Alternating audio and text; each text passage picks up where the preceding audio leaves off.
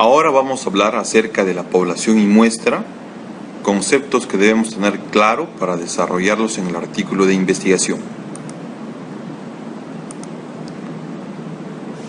En pantalla vemos un esquema que representa la población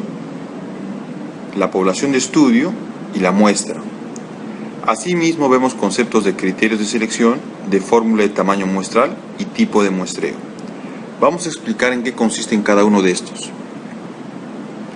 La población va a estar referida al conjunto de unidades de estudio a través de la cual nosotros vamos a obtener las unidades de estudio que cumplan los criterios de selección para poder hacer nuestro trabajo de investigación. Es decir, si yo deseo hacer un trabajo de investigación en seres humanos, primero debo ubicar dónde va a ser el lugar de donde van a proceder mis unidades de estudio. Las unidades de estudio que vayan a cumplir con mis criterios de selección recién van a conformar mi población de estudio. Es decir, la diferencia entre una población en general y la población de estudio es que en esta última las unidades de estudio cumplen los criterios de selección que he establecido yo como investigador en un trabajo científico. Lo ideal sería estudiar a toda esta población de estudio para poder extrapolar los resultados a este mismo grupo y que mi trabajo de investigación gane mayor realce. Sin embargo, por razones de dinero y de tiempo, no es factible estudiar a toda la población de estudio y muchas veces nosotros sacamos una muestra. Y esta muestra que sacamos de la población de estudio está en base a lo que es la fórmula de tamaño muestral y al tipo de muestreo. Estos dos conceptos van a poder guiar al investigador a tener una muestra representativa. ¿Por qué se da el concepto de representativa? Porque va a representar a la población de estudio. De esta manera, una muestra representativa que involucra sí o sí la aplicación de una fórmula de tamaño muestral y la aplicación de un tipo de muestreo podría permitirme a mí como investigador generalizar los resultados. Si yo cuento con poblaciones de estudio semejantes a la que yo he realizado mi trabajo de investigación, que cumplen los criterios de selección tal como yo los he establecido, también voy a poder extrapolar estos resultados. Pero si hablamos de personas con otros criterios de selección, yo no podría generalizar.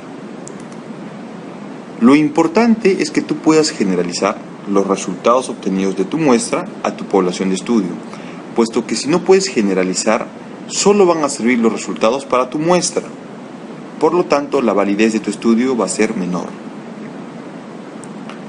Pero lo que normalmente se hace es un gran error, es generalizar los datos obtenidos de una muestra. Buscamos generalizarlo a la población en general, ni siquiera a la población de estudio. Entonces, como hemos entendido en los conceptos, este es un error que no debe cometerse. Y más bien podríamos comentar que este es un error bastante frecuente en muchos trabajos de investigación y sobre todo en la lectura de los diversos investigadores. Nosotros interpretamos como si los resultados de una muestra deberían extrapolarse a una población en general, no siendo así. Veamos este ejemplo. Si yo tuviera una población de 10.000 pacientes, en los cuales yo desearía estudiar cualquier variable de intervención, esta sería mi población de la cual yo voy a extrapolar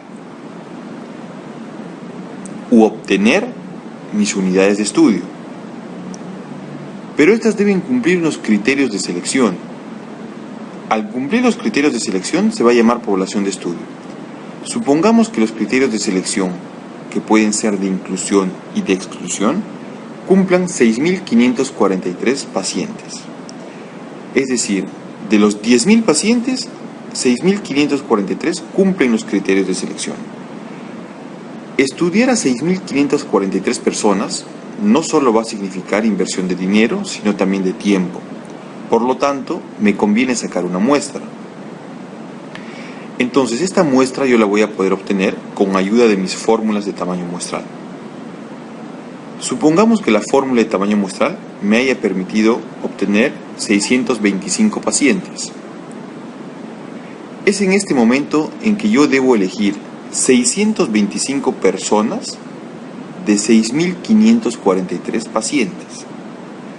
La pregunta es: ¿cómo elijo 625 de 6.543?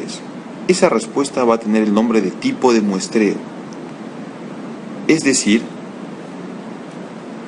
yo puedo tener un tipo de muestreo probabilístico que me garantice que las 6.543 personas tuvieron la misma probabilidad de ser elegidas. Y dependiendo del muestreo, que puede ser aleatorio simple, estratificado, entre otros, yo habría escogido estos 625 pacientes. Podríamos esquematizarle el muestreo así. Acá representan a todas las personas de la población de estudio y solo los que han sido seleccionados por un sorteo simple, que las vemos acá en un círculo más grande rodeando a la circunferencia negra, serían los que han sido elegidos para formar parte de la muestra. Bien, entonces, habiendo dado este entendimiento acerca de los conceptos de población muestra y población de estudio, podemos definir que la población es el conjunto completo de individuos, animales u objetos con una característica o atributo común observable. Principalmente el término de población está dado para seres humanos. ¿Qué van a ser los criterios de selección?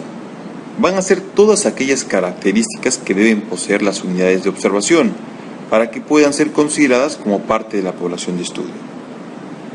Se pueden también describir criterios de inclusión y criterios de exclusión por separado. Estos criterios son los que me van a permitir a mí filtrar mi población de estudio de la población en general. Y se supone que estos criterios van a ser los que me van a permitir hacer una buena estandarización en base a las variables que yo quiero investigar, de manera que pueda controlar los factores de confusión o las otras covariables que podrían estar interactuando al momento de obtener mi resultado. Con un buen control de los criterios de selección, yo voy a tratar de que solo se queden en estudio las variables que a mí me interesan, por decir la variable causa, la variable efecto o las variables principales, y algunas covariables que sí son indispensables. Los criterios de selección, por lo tanto, juegan un papel importante al momento de hacer la evaluación de la muestra. Veamos el concepto de muestra. Si la población era el conjunto, la muestra va a ser un subconjunto que va a ser obtenido de la población de estudio. Una vez que se ha decidido escoger una muestra, se deben tener presentes dos cosas.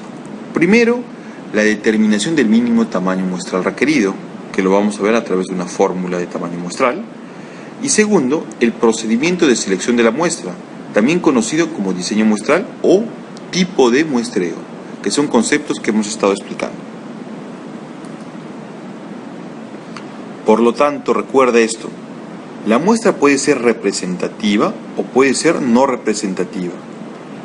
Para que tú digas que tu muestra sea representativa, vamos a tener que estar cumpliendo sí o sí un buen tamaño de muestra, garantizado por una fórmula de tamaño muestral, y tenemos que cumplir un tipo de muestreo probabilístico que me permite elegir la muestra de la población de estudio donde todas las unidades de estudio hayan tenido la misma probabilidad de ser elegidas, de manera que las que representen o las que hayan sido seleccionadas por este muestreo realmente me permitan a mí extrapolar los resultados de esta población de estudio.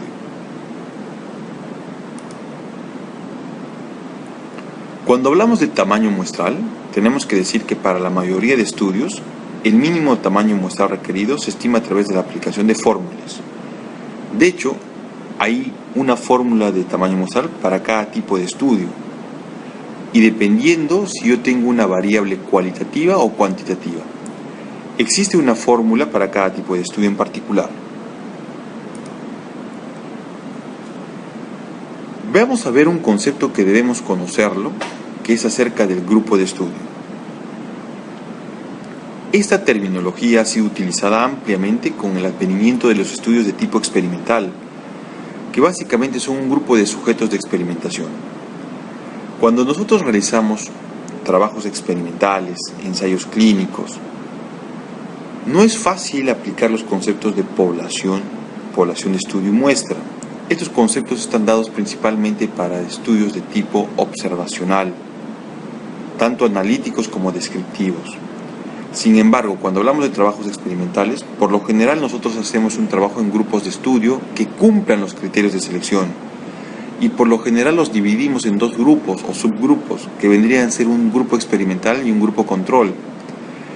Entonces, este grupo experimental y control los van a conformar de acuerdo a los criterios de selección que el investigador haya establecido. Y realmente no hacemos la extrapolación de conceptos de población de estudio y muestra. Básicamente es un grupo de estudio que está conformado de acuerdo a criterios de selección y que para reconocer el número exacto aplicamos una fórmula en específico que me va a indicar cuántos pertenecerán al grupo control y cuántos al grupo experimental. Si podríamos hacerle un esquema, diríamos lo siguiente. El grupo de estudio va a estar hecho en función de mis criterios de selección y se va a usar una fórmula de tamaño muestral en base al piloto de estudio que voy a realizar o a los antecedentes de estudio que existen acerca del tema. Entonces, con estos criterios de selección y este tamaño de muestra, yo formo mi grupo de estudio, al cual aleatoriamente yo voy a distribuirlos en grupo experimental o en grupo control. El número exacto me lo dará la fórmula de tamaño muestral. La desventaja es que yo no podré generalizar los resultados, puesto que no tengo una buena obtención de las unidades de estudio, es decir, no tengo una población de estudio y tampoco tengo una muestra. Simplemente conforma mi grupo de estudio en base a una fórmula de tamaño muestral y criterios de selección previamente establecidos.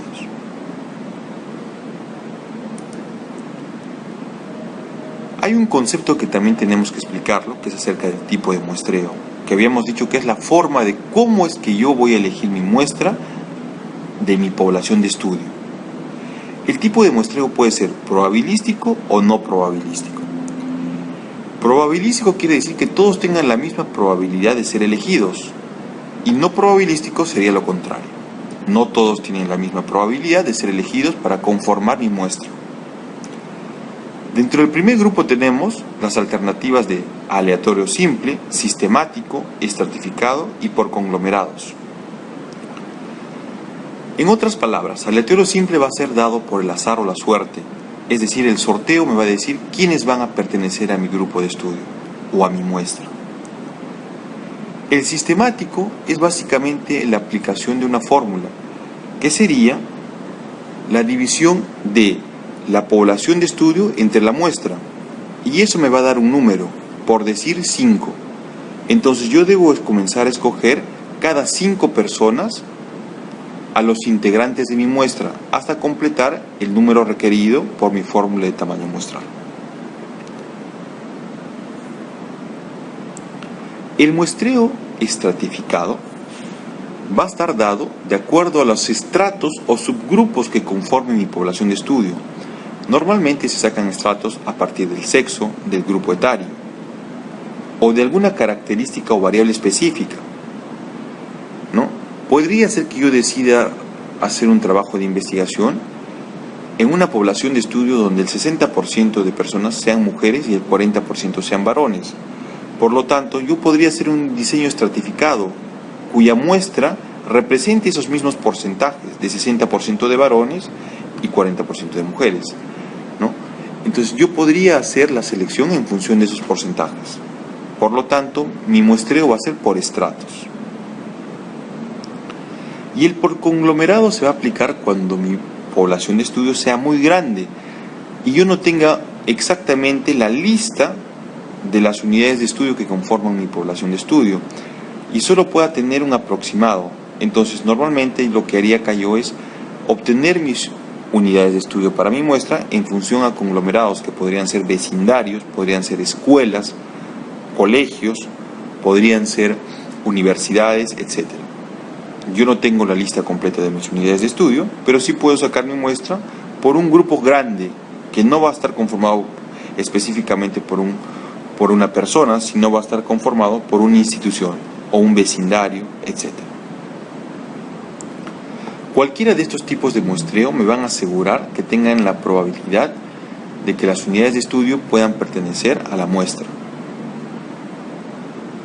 En cambio, el muestreo no probabilístico, que puede ser por conveniencia, incidental o de voluntarios, no tiene mayor peso metodológico, producto de que los sujetos no tuvieron el mismo chance de ser elegidos. Aquí tenemos el muestreo por conveniencia, que el investigador decide quiénes participan en su trabajo de investigación, el incidental, que va a ser en función de cómo es que llegaron las unidades de estudio, es decir, los primeros que llegan podrían ser, y otro es el de voluntarios, que acá van a participar exclusivamente las personas que deseen participar de forma voluntaria. Vamos a dar más especificaciones del muestreo probabilístico. Por ejemplo, en el muestreo aleatorio simple, yo escojo mis unidades de estudio para conformar mi muestra, ¿no? Hagamos de cuenta que este rectángulo representa mi población de estudio. Dentro de ellas están cada una de mis unidades de estudio, y yo voy a seleccionar el número de tamaño muestral que me ha salido en mi fórmula, pero mediante el azar. Entonces cada círculo representa la que ha podido ser elegida. En cambio, el muestreo sistemático, como les dije, era dividir la población de estudio entre la muestra, ¿no? Entonces, de lo que me sale, por decir, en este caso sería 7, 1, 2, 3, 4, 5, 6, 7. Entonces yo elegiría a mis pacientes cada 7 personas, ¿no? Entonces el siguiente también tendría que ser cada 7, 1, 2, 3, 4, 5, 6, 7 sería este. Y el siguiente también tendría que ser de 7 personas, 1, 2, 3, 4, 5, 6, 7. Y así sucesivamente hasta tener el número completo de acuerdo a mi fórmula de tamaño muestral. El estratificado, dijimos, por decir, de este grupo, donde se ven menos circunferencias negras, tiene un menor porcentaje de sujetos que del que representa el lado derecho del rectángulo, donde hay más circunferencias negras. Entonces yo tendría que elegir más circunferencias del lado donde hay más unidades de estudio que del lado donde no hay más unidades de estudio, para que pueda representar lo que realmente tiene mi población. Y el por conglomerados, yo no tengo exclusivamente la lista de las unidades de estudio. El diseño es tan grande que yo no puedo tener contacto directo con las personas, que prefiero hacerlo por bloques, como por ejemplo podrían ser las escuelas públicas. Entonces yo separaría una escuela de la cual voy a sacar algunos sujetos de estudio. ¿Cómo sacar estos algunos sujetos de estudio? Lo voy a sacar al azar, es decir, inicié con un muestreo por conglomerados, pero después hice uso del muestreo aleatorio simple para obtener las unidades de estudio propiamente dichas. Igual acá seleccioné otra escuela. Dentro de esta escuela seleccionada por conglomerados, luego utilizaré el aleatorio simple para seleccionar quiénes van a participar en mi estudio. Así concluiré con la otra escuela y con la otra escuela. Bien, todo esto que hemos aprendido me va a servir para que yo pueda redactar en mi trabajo o artículo científico, ¿no?, la parte que me corresponde a lo que es población, muestra y criterios de selección. Veamos así. Acá tenemos un ejemplo, que es un artículo que publiqué, que habla de la concordancia entre los estadios de calcificación dentaria y la maduración esquelética en niños y adolescentes de una localidad peruana. Entonces miren lo que se pone en la parte de materiales y métodos. El estudio fue de tipo observacional, descriptivo, transversal y de correlación. Se comienza especificando las características de mi diseño de estudio, ¿no?, pero sin explicar por qué es observacional, por qué es descriptivo, por qué es transversal o de correlación. Yo puntualmente pongo qué características tiene mi diseño de estudio, ¿no?, el nombre específicamente. Luego hablamos de la población, y fíjate el concepto. La población de estudio, es decir, la que ya cumple mis criterios de selección, estuvo constituida por 503 niños y adolescentes de 9 a 16 años de edad de la institución educativa Antenor Orrego Espinosa de Lima. La muestra obtenida fue probabilística, de acuerdo a la fórmula de tamaño muestral para comparar dos proporciones, el porcentaje de coincidencia entre el pico de máximo crecimiento puberal y los estadios de calcificación dentaria. Nota que acá estoy especificando cómo es que voy a obtener la muestra, que en este caso digo que es probabilística. Entonces, por lo tanto, debo decir que he utilizado una fórmula de tamaño muestral, y acá especifico los detalles. Luego digo, estuvo conformada por 182 niños y adolescentes que cumplieron los criterios de selección. Fíjate, entonces ahora voy a comenzar a mencionar seguramente la conformación de mis grupos. Se conformaron 7 grupos de 26 adolescentes, 13 varones y mujeres por cada grupo etario, a los cuales se les tomaron 182 radiografías de mano y muñeca y 364 periapicales, todas registradas en el mismo momento. La selección de la muestra por cada grupo etario se realizó mediante el muestreo probabilístico aleatorio simple. Recuerda, para que yo pueda hablar que mi muestra es representativa, debo hablar sí o sí de una fórmula de tamaño muestral, que acá la estamos aclarando, y debemos hablar de un tipo de muestreo probabilístico, en este caso el aleatorio simple. De igual forma, tú, cuando redactes la primera parte de la sección materiales y métodos, en el que vas a mencionar el tipo o diseño de estudio, luego la población, los criterios de selección, la muestra y cómo ha sido obtenida la muestra, debes detallar características muy parecidas a este ejemplo. Continuamos con el artículo y acá mencionamos los criterios de selección y comenzamos a enumerarlos. Los criterios de selección fueron niños y adolescentes nacidos y residentes en la localidad de estudio, es decir, en Lima, con por lo menos 2 generaciones previas de ancestros peruanos, de tal edad, de tal estado nutricional, libres de enfermedad sistémica y ósea, etc. Que tengan condición dental normal, sin impactaciones, transposiciones dentarias, sin tratamiento ortodóntico previo, sin extracciones, etc. Estos son los criterios de selección. Entonces, con esto estamos dando el ejemplo de qué es lo que queremos que ustedes redacten en la primera sección de su artículo correspondiente a materiales y métodos. Tenemos otro ejemplo, este ya también está publicado en el European Journal of Orthodontics el año 2009, que dice prevalencia de la mordida cruzada posterior y hábitos de succión en niños brasileños de 18 y 59 meses de edad. Fíjate los detalles que pone. Este estudio transversal fue llevado a cabo en la ciudad de Recife, en Pernambuco, Brasil. Fue aprobado por el Comité de Ética de la Universidad de Pernambuco. La muestra comprendió niños de ambos sexos menores a 5 años, examinados durante la campaña nacional de vacunación contra la polio. Esto fue el año 2005. Los autores señalan que esta es la campaña con mayor cobertura. Por lo tanto, iban a ir la mayor cantidad de niños, o casi todos los niños. Una muestra representativa, fíjate, representativa de los niños fue calculada usando el programa EpiInfo 6.0, es decir, ellos obtuvieron su fórmula de tamaño muestral mediante este software. Los siguientes datos fueron consignados. La población fue de 133.797 niños, todos menores de 5 años. La prevalencia estimada por artículos previos fue de 10%, trabajaron a una precisión de 2% y a un nivel de confianza de 99%. La muestra calculada fue de 1.477 niños, sin embargo en la campaña se obtuvo datos de 2.750 niños, es decir, superaron ampliamente lo que les pidió la fórmula. Eso es bueno. Recuerda que mientras más muestra tengas, más te acercas a tu población de estudio, por lo tanto es mejor. Lo ideal sería estudiar a la población de estudio, pero por dinero y por tiempo no siempre se puede hacer eso. Entonces mira que este es un trabajo que tiene una muestra representativa, utiliza su fórmula de tamaño muestral y cubre casi todos los niños, ¿no?, que van a la campaña de vacunación. No habla de tipo de muestreo específicamente, probablemente hayan captado a los niños que hayan llegado primero o a los niños de forma incidental, ¿no? Pero ya estamos mostrando que hace uso de una fórmula de tamaño muestral con un adecuado control de los criterios para incorporarlos en una fórmula y el número superó ampliamente lo solicitado por una fórmula.